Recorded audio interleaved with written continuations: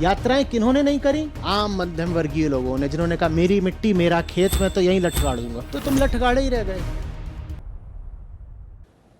भारत में, विशेषकर उत्तर भारत में, स्थान के प्रति मोह थोड़ा ज्यादा रहता है।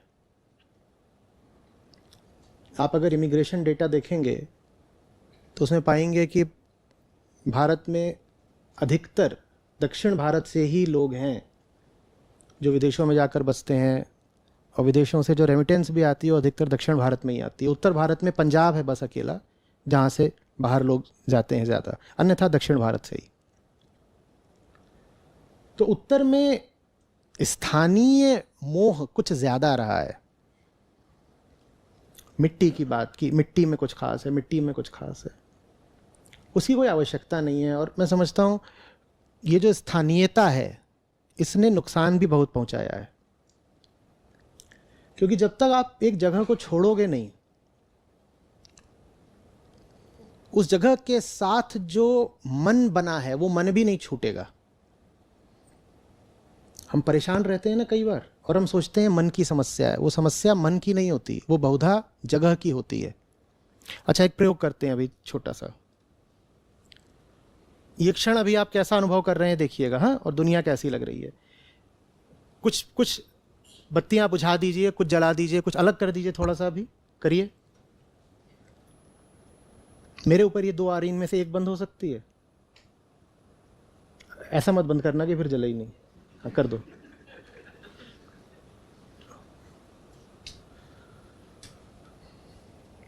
मन कैसा हुआ? कुछ बदला? कुछ बदला? आपके कमरे में अगर पीली रोशनी लगी हो, आप उसकी जगह सफ़ेद लगा दीजिए, आपको लगेगा आप नए कमरे में आ गए हैं।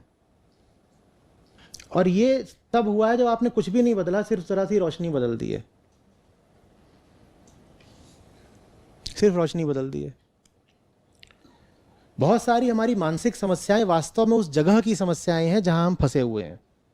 आप वो जगह बदल दीजिए, मन बदल जाएगा, समस्या बदल जाएगी। क्योंकि हम आत्मा पर चलने वाले लोग तो अभी हुए नहीं ना। हम किस पर चलते हैं? हम प्रभावों पर चलते हैं। 2 ही चीजें होती हैं जो आपका मालिक हो सकती हैं, या तो आत्मा होगी, नहीं तो संसार, और हम संसार पर ही चलते हैं। तो हमारी जो समस्याएं हैं वो वास्तव में हमारे संसार की समस्याएं हैं, जिसको मैं कहता हूं संगत से बड़ी बात दूसरी नहीं होती। उसका अर्थ ही यही है कि आप जहां रह रहे हो, आपके ऊपर जो प्रभाव पड़ रहे हैं, आपको जिस प्रकार के अनुभव हो रहे हैं, उन्हीं से आपके मन का निर्माण हो रहा है। आप सोच रहे हो वो आपका मन है, वो आपका मन नहीं है, वो आपका माहौल है। और इसीलिए फिर वो समस्याएं हल भी नहीं होती, क्योंकि हम मन ठीक करना चाहते हैं, माहौल बदले बिना नहीं होगा। आप जिस कमरे में रहते हो, आप जिस स्थान पर कैद हो, उसको त्यागे बिना आपके मन में बहुत परिवर्तन आ ही नहीं सकता। आपकी समस्याएं जस की तस रहेंगी। भारत ने यह भूल करी है। हम चिपक कर बहुत रह गए, जहां के हैं वहीं बैठे रह गए।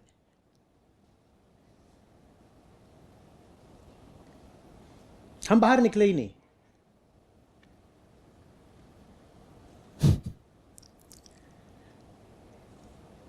हिंदुओं की 99% आबादी एक देश में है। ऐसा और कोई धर्म है? और 99% भी इसलिए क्योंकि अपना छोटा सा नेपाल है, उसने 1% बचा रखे हैं। ऐसा और कहीं भी हुआ है क्या कि सारे के सारे एक ही जगह पर सीमित होकर रह गए हों?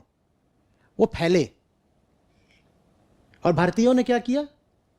संकुचित रह गए। 3 हैं जो सफल हैं, और तीनों ने यात्राएं बहुत करी हैं। आप तीनों में साझी बात देखिएगा। एक वो जो विस्तारवादी थे, कॉलोनियलिस्ट्स, इन्होंने क्या करा? लंबी यात्राएं करी, इससे उनको कम से कम भौतिक सफलता मिली। दूसरे कौन थे? ट्रेडर, इन्होंने भी लंबी यात्राएं करी, इन्हें भी भौतिक सफलता मिली। तीसरे कौन थे जिन्होंने लंबी यात्राएं करी? गुरु और बुद्ध और महावीर और संत, इन्होंने भी लंबी यात्राएं करी, इन्हें भी सफलता मिली। यात्राएं किन्होंने नहीं करी? आम मध्यम वर्गीय लोगों ने, जिन्होंने कहा मेरी मिट्टी मेरा खेत, मैं तो यहीं लठगाड़ दूंगा। तो तुम लठगाड़े ही रह गए। आप समझ रहे हो कितनी दूर है ब्रिटेन। और ये तो छोड़ दो कि इंटरनेट था।